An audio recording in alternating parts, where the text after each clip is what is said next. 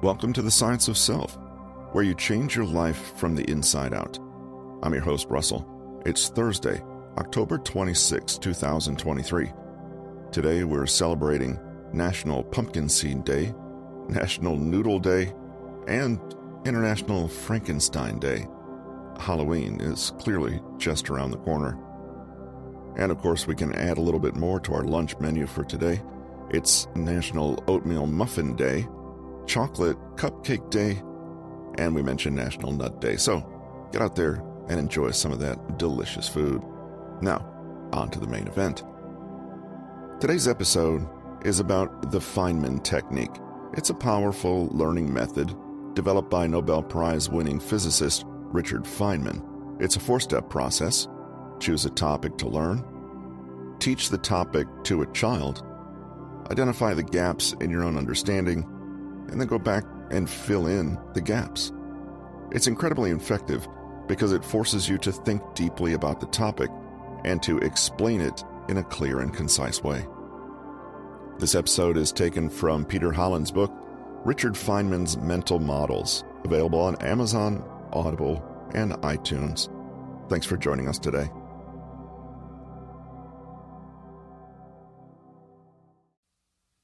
Beginning with curious and high-quality observation, knowing how and why to think about those observations, building your own internal mental models that bring that data together, and learning how to communicate your findings with others. All of these are aspects to a broader approach to gaining knowledge. The more you teach an idea, the deeper your understanding of it. The more deeply you understand it, the better you are at teaching it to others. Feynman was known as a proponent of this type of thinking, and, as a science educator, he was never simply teaching about the world, but about that set of intellectual tools that would best allow you to learn about the world yourself. The Feynman technique is often praised as a comprehensive way to study because it allows for deep learning. The principles were first created by Feynman himself for his own use and to simplify and organize his own endeavors. The Feynman technique for teaching, learning, and communicating is essentially a breakdown of the scientist's personal thought processes and mental models. It rests on concise language and clean, organized thoughts, and is heavily inspired by Feynman's own time as a student at Princeton. But it speaks to the quality of this tool that anyone can use it, whether they intend to win a Nobel Prize or are simply trying to solve a snag in their everyday life. What's more, the approach can theoretically be used to understand anything, whether that's physics and math, or something like history, language learning, or philosophy. The mindset and attitude we've outlined in the preceding chapters set the groundwork for the spirit in which we undertake our learning endeavors. But if our goal is to master some more formal line of study, then Feynman's method is particularly helpful. All of us arrive at any new learning opportunity with heaps of baggage from previous educational experiences. We all have our default assumptions about how best to go about learning something new. But if you really want to level up in this area, it's worth being willing to experiment a little and change things up. Not just superficially, but in a deeper way. Chances are you've been taught certain habits by teachers and lecturers, some of which may help you learn effectively and others less so. That's why you attempt to apply Feynman's methods to studying.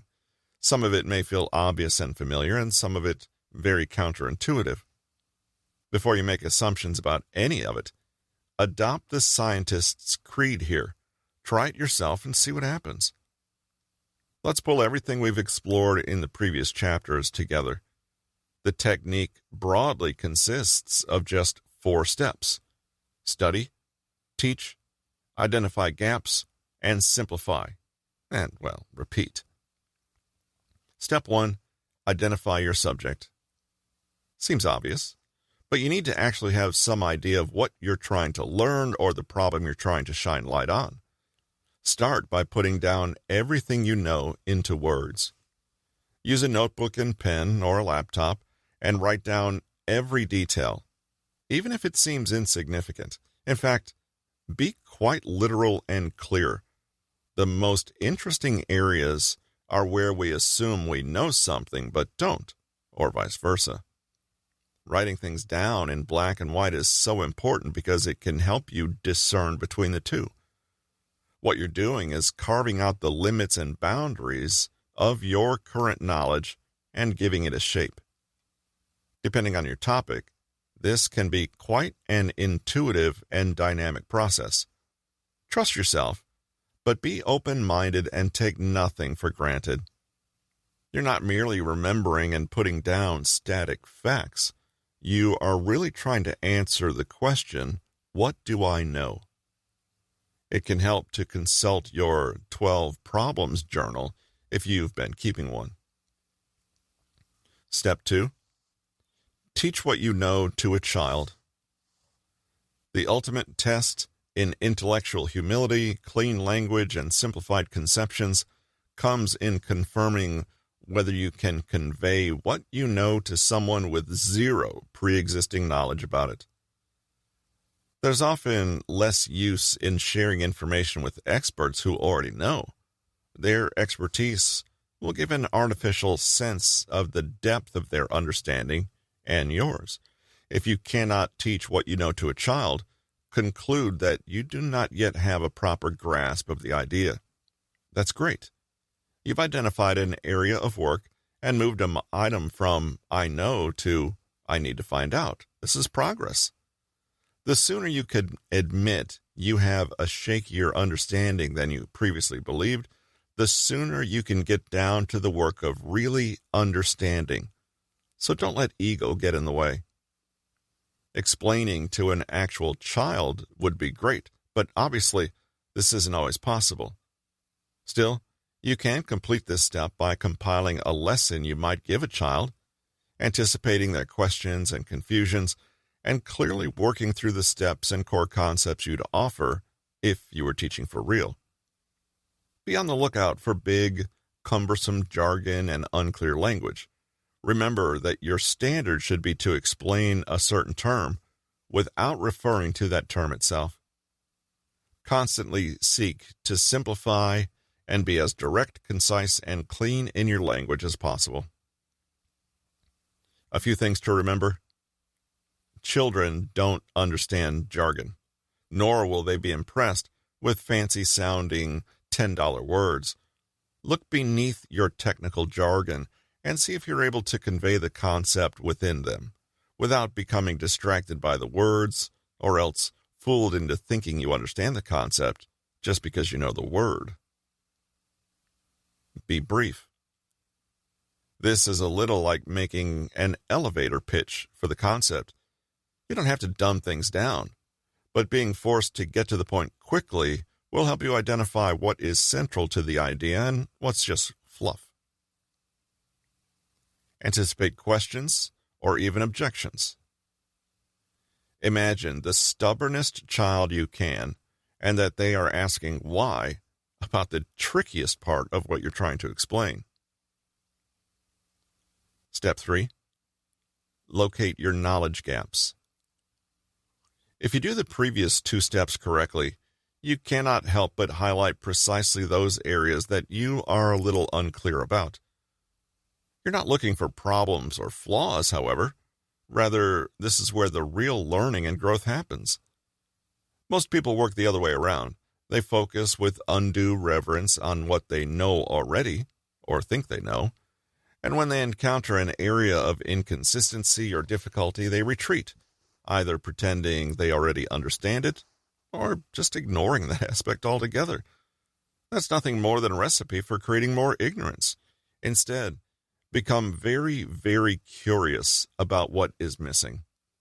Look at the bigger picture and see if you can find the weak points in the explanation, the gaps in the understanding, or the places where you're making assumptions. It's as though knowledge is a scaffold, and there are some areas in your construction that are only temporarily held up with tape or pins. Put a spotlight on these areas and see what you can do to strengthen them. It's obvious what to do when you identify a knowledge gap. Fill it.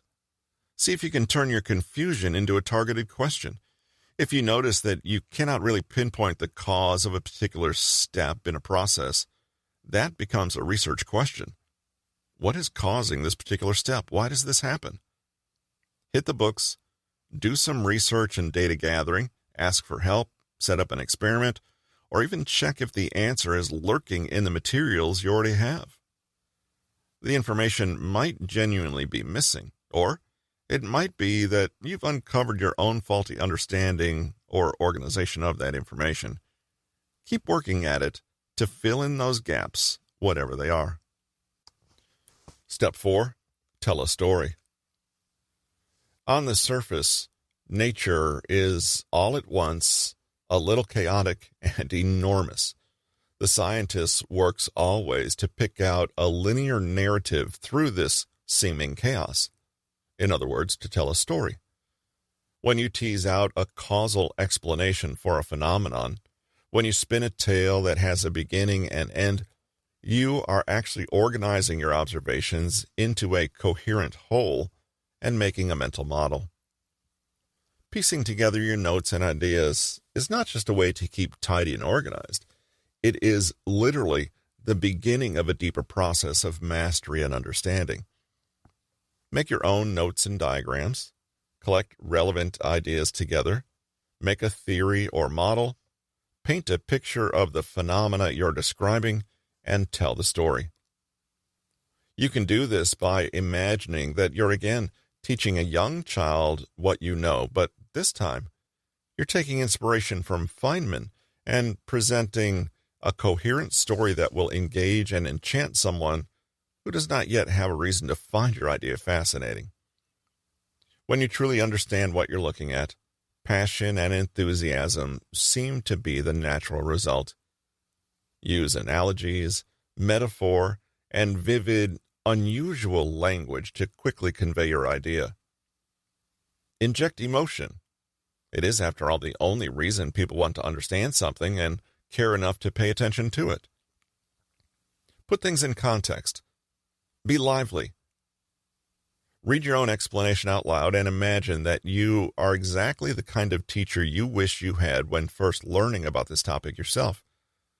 Look at things from the student's perspective and ask what knowledge they need first and foremost.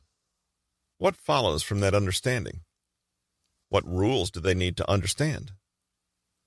Understanding the curriculum you would offer a student helps you quickly identify and focus on the fundamentals and ensure that you're not getting distracted. Can you use this technique for everything? You're probably wondering if Feynman's approach really applies to things like the humanities, art, ethics, or even religion. While science is an endeavor to understanding what is, art is more about what could be and what's beautiful, unique, and interesting. Ethics is about what should be. And religion? That's a realm all its own. Even though Feynman was a physicist, and that was his passion, however, it doesn't mean that his method is only applicable to science. In fact, Feynman himself was drawn to the arts and brought the same spirit of wonder and impassioned inquiry to this field as he did to physics.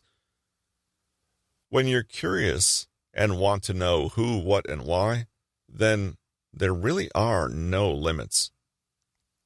Einstein played the violin. Heisenberg played the piano. Feynman was attracted to drawing and art throughout his life, saying, "I wanted very much to learn to draw, for a reason that I kept to myself. I wanted to convey an emotion I have about the beauty of the world." It's difficult to describe because it's an emotion. It's a feeling of awe, of scientific awe, which I felt could be communicated through a drawing to someone who had also had that emotion. I could remind him, for a moment, of this feeling about the glories of the universe. This is a completely different realm of knowledge than trying to learn about, say, particle physics, but deep down, they speak to the same wellspring of curiosity for the essence of what nature is, what life means, and the yearning to dig deeper and deeper in order to know and experience it. Continue on with this path of inquiry, and it's not hard to imagine that you come to spiritual and metaphysical questions. Einstein would sometimes speak of a cosmic religious feeling that permeated and sustained his scientific work. And near the end of his life, he said he wished to experience the universe as a single cosmic whole. Leading expert John Brooke at Oxford University says, like other great scientists, he does not fit the boxes in which particular polemicists like to pigeonhole him. It's clear, for example, that he had respect for the religious values enshrined within Judaic and Christian traditions, but what he understood by religion was something far more subtle than what is usually meant by the world in popular discussion. Brooks said that despite rejecting conventional religion, Einstein resented his views being appropriated by militant atheists and was offended by their lack of humility, saying, "The eternal mystery of the world is its comprehensibility." Feynman once wrote of religion, "It's a great adventure to contemplate the universe beyond man, to think of what it means without man, as it was for the great part of its long history, and as it is in the great majority of places. When the subjective view is finally attained, and the mystery and majesty of matter are appreciated, to then turn the objective eye back on man viewed as matter, to see life as part of the universal mystery of greatest depth, is to sense an experience which is rarely described. It usually ends in laughter, delight in the futility of trying to understand. These scientific views end in awe and mystery, lost at the edge in uncertainty, but they appear to be so deep and so impressive that the theory that is all simply arranged as a stage for God to watch man's struggles for good and evil seems to be inadequate. Here, Feynman seems to be pointing out the inadequacies of conventional religious faith, but not because it's vast and mysterious and full of uncertainty, but because it is not vast and mysterious and uncertain enough. Can you apply the Feynman technique to any area of life? Yes, because there is no area of life that will not benefit from a spirit of awe-inspired wonder, from impassioned curiosity, from humility, and from the respectful yet joyful inquiry into the nature of being itself. Whether your questions are mundane or profound, whether your science is soft or hard, whether your problems contain certain mathematical ratios or the mysteries of proportion in sculpture, the above 4 steps will help expand and deepen your knowledge. How to visualize your data. Feynman is famous for his Feynman diagrams, the first of which was published in 1949 in Physical Review, and explained how 2 electrons exchange a proton. These diagrams are simplified illustrations of the complex and unintuitive world of quantum electrodynamics, QED. Wavy lines denote the behavior of particles of light, photons, and straight or curved lines represent electrons. Line junctions indicate electron transfer. Time is often represented from bottom to top so that the diagram is read and the behavior of these particles in relation to one another is explained simply and concisely. Simple mathematical formulas could be attached to the diagrams. In a way, the diagrams are just pictographic formulas. Thus, Feynman's diagrams were a simplified, diagrammatic representation of certain mathematical expressions that described particle behavior without needing long, difficult, and unintelligible descriptions. The simplicity of the diagrams has revolutionized almost every area of theoretical physics, and Frank Wilczek, the 2004 Nobel Prize in Physics winner, explained how much his work owed to Feynman's diagrams. Literally, that his big idea would be unthinkable without the work Feynman had done. What's important is that Feynman didn't invent anything new. Rather, he discovered a supremely useful and simplified way to visualize data that in itself enabled new, better solutions to the same old problems. The way you sort, analyze, and visualize data makes an enormous difference to what you can do with that data. Feynman diagrams are not meant to be taken too literally. They're not rigid geometric descriptions, but are intended as topological constructions and trajectories, so their exact configuration can vary a lot, as long as the central relationships remain intact. As it happens, however, Feynman himself gradually realized and proved that there were flaws to his approach, and that the method was not so promising an alternative as it had first appeared. This doesn't mean the diagrams have no value, however. Remember that models, theories, and visualizations are only tools and approximations of reality. And if Feynman's diagrams have been instrumental in helping us uncover a better way, then they were useful. In fact, many physicists can and do continue to use them. The principle behind the tool's invention remains as prized as ever. The Feynman-Tufte Principle. New York Times once called Edward R. Tufte the Da Vinci of data. Tufte is famous for his skillfully, even artistically created books on the visualization of data. Tufte's main goal in life is to find tools that enable people to see into information and remove obfuscation and needlessly complicated language. You can see why he might admire Feynman. In fact, Feynman diagrams are the perfect exemplar of what Tufte believes marks out good design from noise and nonsense.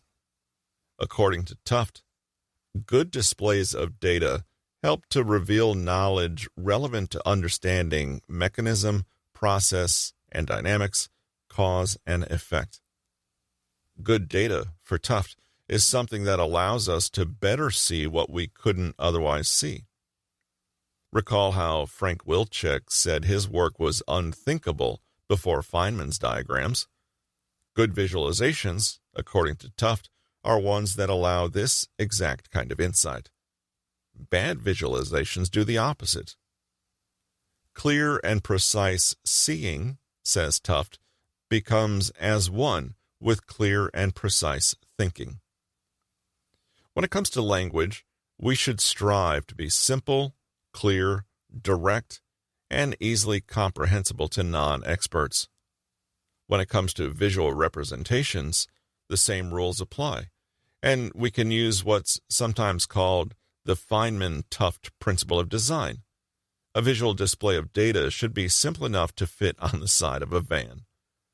Now, Feynman was known for driving a dusty, clapped-out old van onto which he had scribbled Feynman diagrams. The idea is that if one of the greatest minds of the 20th century can fit one of the most complex ideas onto the side of a van, then so can you. If you need 19 separate PowerPoint slides to explain your big idea, chances are you need to simplify. One of Tufte's mottos was, "Simple design, intense content." Are you saying the same thing over and over in different ways? Find a single statement or representation that expresses a rule to encapsulate all of them. Always try to condense. Instead of 3 paragraphs describing a process, have a simple flowchart that captures the ideas succinctly. Where possible, use quantified data and numbers to represent relationships. The right mathematical formula can capture pages worth of exposition. Tufte's 6 principles were: 1. Document the sources and characteristics of the data. 2. Insistently enforce appropriate comparisons. 3. Demonstrate mechanisms of cause and effect. 4. Express those mechanisms quantitatively. 5. Recognize the inherently multivariate nature of analytic problems. 6. Inspect and evaluate alternative explanations. In short, information displays should be documentary, comparative, causal and explanatory, quantified, multivariate, exploratory, skeptical. Understanding the hierarchy of ideas. What exactly is the hierarchy of ideas? Feynman described it like this in a lecture at Cornell titled The Character of Physical Law, The Distinction of Past and Future, edited for clarity. We have a way of discussing the world at various hierarchies or levels. Now, I don't mean to be very precise, dividing the world into definite levels, but I will indicate by describing a set of ideas what I mean by hierarchies of ideas. For example, at one end, we have the fundamental laws of physics.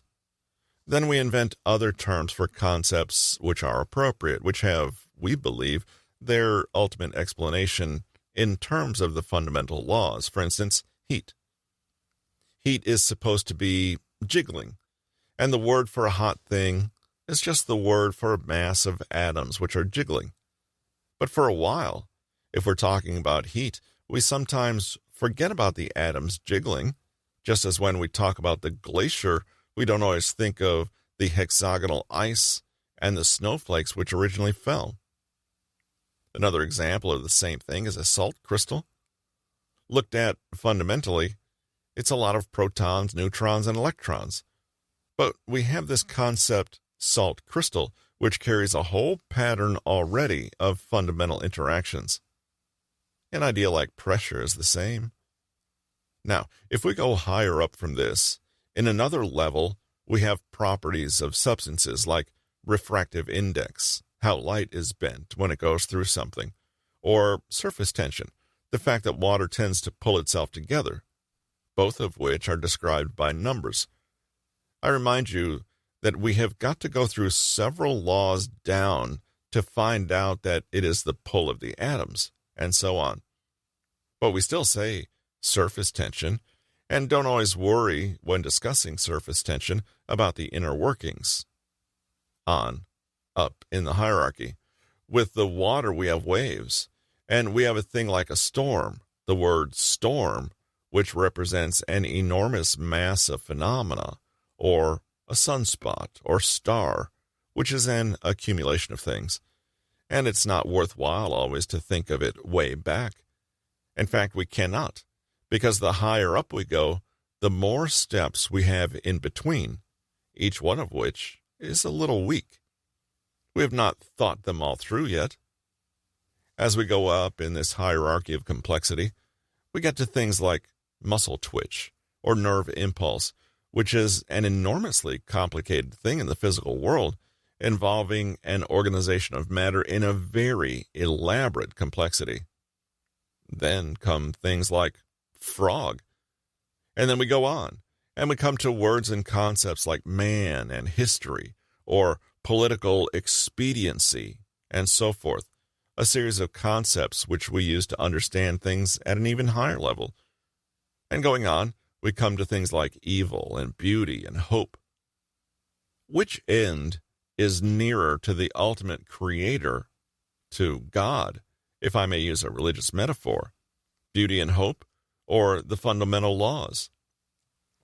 I think that the right way, of course, is to say that what we have to look at is the whole structural interconnection of the thing. All the intellectual efforts man makes, according to Feynman, proceed at different levels of explanation and understanding. What he in particular finds fascinating is to see the connections between levels in the hierarchy.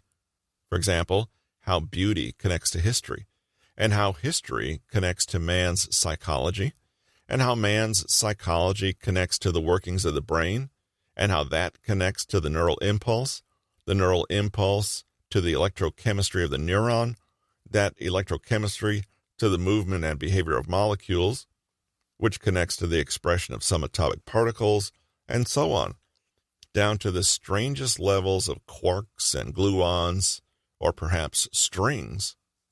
And of course, the connection goes both ways.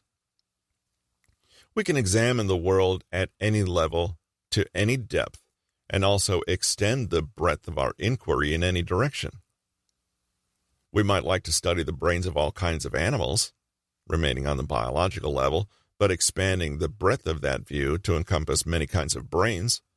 Or we can find one phenomena, like the flash of electrochemical energy in the brain, and follow that upward to things like consciousness, or downward to things like the behavior of sodium-gated channels in neuron cells. Feynman didn't claim that either end was closer to God. He said that continuing right off the edge in either direction is actually a mistake, if one hoped to find all the big answers that way.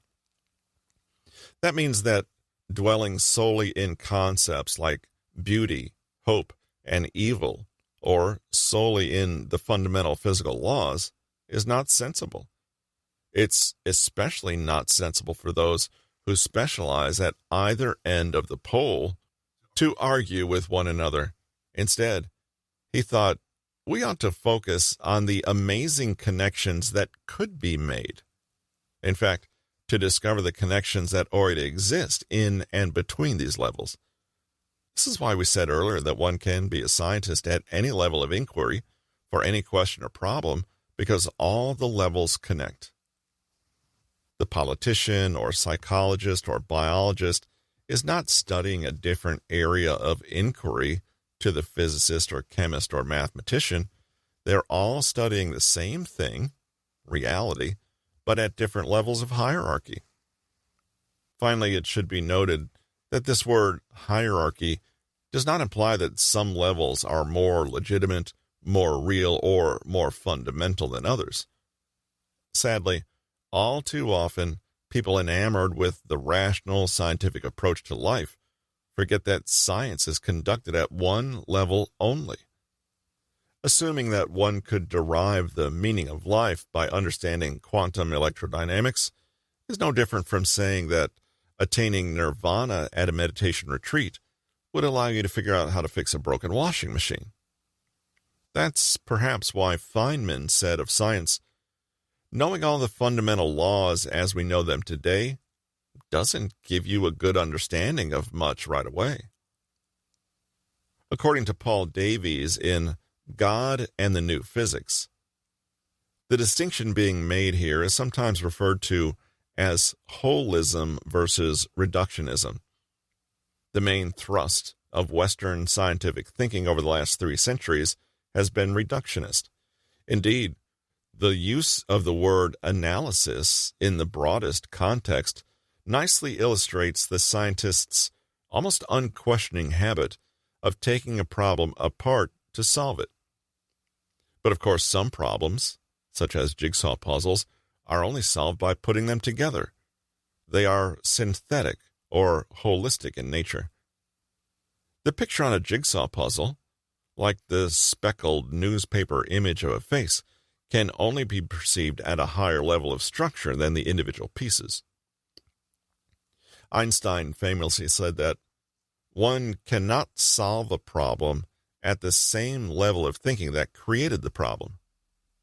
In other words, you cannot continue to think of individual puzzle pieces and how they fit into one another and expect to have any insight into where those pieces should go.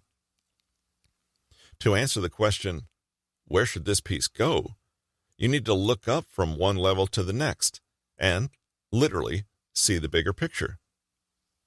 If you examine the subatomic world and don't find evil or beauty or God there, it doesn't mean you've proven they don't exist, any more than examining the nonsensical marks on a single puzzle piece proves there's no bigger picture that is or could be formed.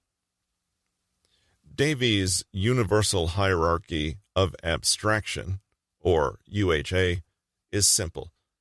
All conceptual structures can be seen as organized through a single hierarchical framework that defines the relationships between parts and wholes and is defined across several levels of abstraction, from microcosm to macrocosm, from universal to minutely particular. As you learn and develop in your own inquiries, and use the Feynman method to uncover understanding and insight, you will eventually start to wonder how your knowledge connects up, and how it might be embedded into the world at large, or at least into other people's meta-models. There are so many metaphysical theories and frameworks out there, which approach enormously complex topics from different perspectives. If theories, language, and models are maps, think of the universal hierarchy of abstraction as an ultimate map that itself contains levels of less complex maps. So, if you're in your house one day and you're looking for a needle, you might like to have a thorough understanding of where all your furniture is, how to operate a drawer, and a detailed list of the contents of those drawers, so you can locate this tiny object. But if you wanted to travel to outer Mongolia, you would need a much bigger map to help you coordinate movements and actions at a larger magnitude. Your house and the tidy needle inside the drawer would still be as real as they ever were, but for the purposes of traveling to outer Mongolia, they are omitted from your map. Likewise, when at home and looking for a needle, you don't need to start by locating yourself in the universe, then in your galaxy, then on your planet, continent, country, and so on. It's okay to forget that all these even exists and use a map that only contains your house. There's a Buddhist parable in which Gautama preaches to a crowd by simply holding up a single flower and not saying a word. Because he was silent and pointed directly at reality, one of his disciples is said to have attained enlightenment at once. Jesus, too, had a similar sermon in Matthew 5:29, saying, "Behold the lilies of the field, they neither labor nor spin, yet I tell you that not even Solomon in all his splendor was dressed like one of these." Gautama was saying something profound about saying. He chose a clever way to indicate reality without indicating it at all, like pointing to the moon without needing to use a finger. Wordlessly, without gesture or symbol, he conveyed the mystical and astonishingly profound idea that it is. We can imagine that this is the extreme far end of the universal hierarchy of ideas, so abstract it is beyond abstraction. And yet, the Buddha could access this level of comprehension via the mundane, i.e., the level of a simple flower growing in a field. Jesus, likewise, was not really talking about botany or the historical King Solomon. He wasn't even talking about money or the nature of work or what the self really is underneath the socially constructed artifice of clothing. He, too, was pointing to reality and used one level of understanding, clothing, flowers, to point to another. Whatever it is you are interested in learning more about, try to always be cognizant of the fact that this inquiry exists nested within a larger hierarchy of ideas. Being aware of its position in this hierarchy means you are able to more clearly see connections. And then you stop being a narrow specialist in this or that limited discipline and start becoming merely a thinker.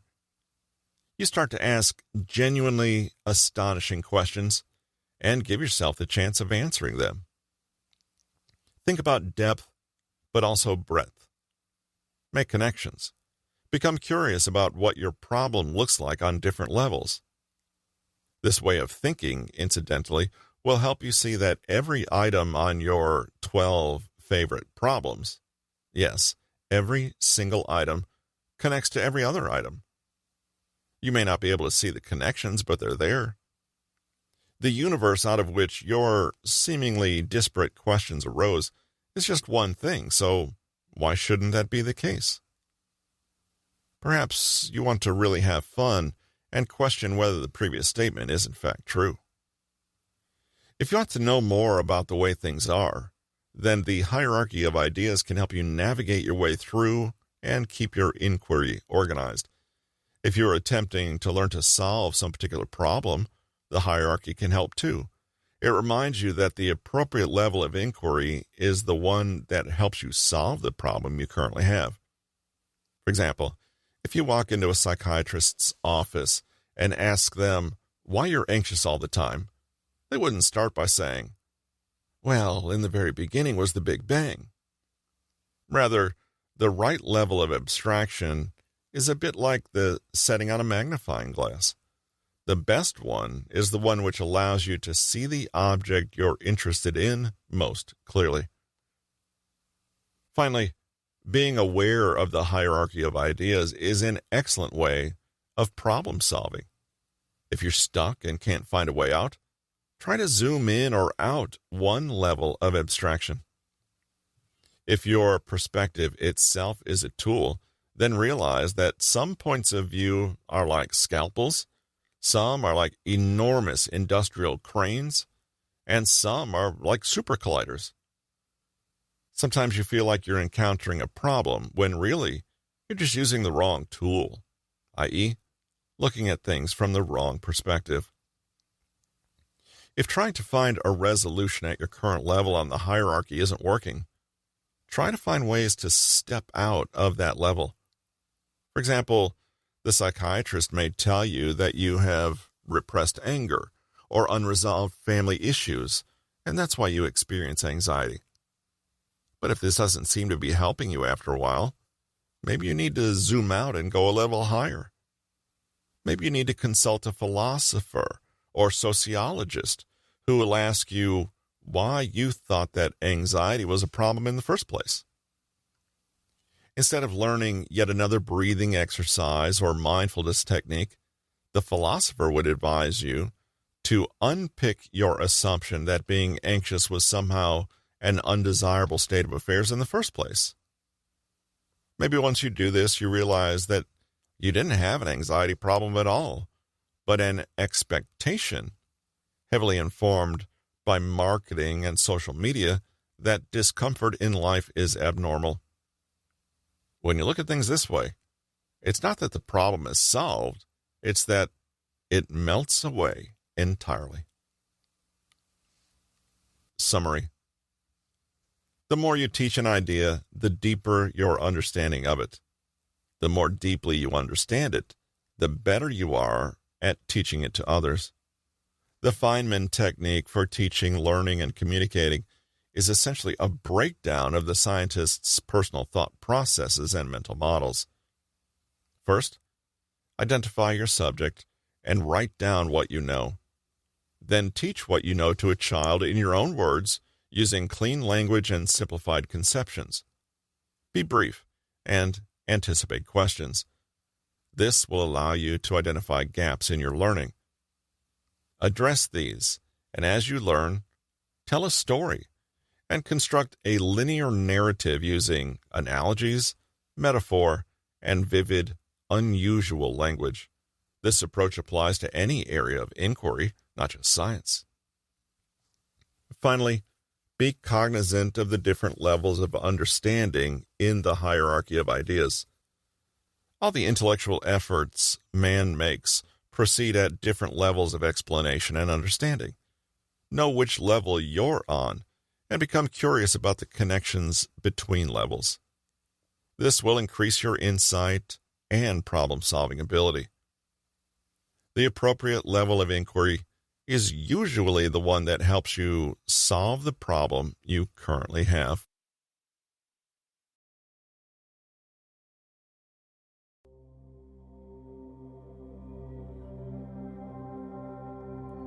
And that wraps up today's episode of The Science of Self. I hope you enjoyed learning about the Feynman technique and how to use it to learn anything quickly and effectively. Today's birthdays include Bill Gates of Microsoft fame, Julia Roberts, the actress, and Joaquin Phoenix as well. Some other random tidbits of information to maybe help spark some conversations today. Christopher Columbus lands in Cuba in 1492. Used to be a hero. Now, it's up for debate, I guess. The Statue of Liberty was dedicated in 1886.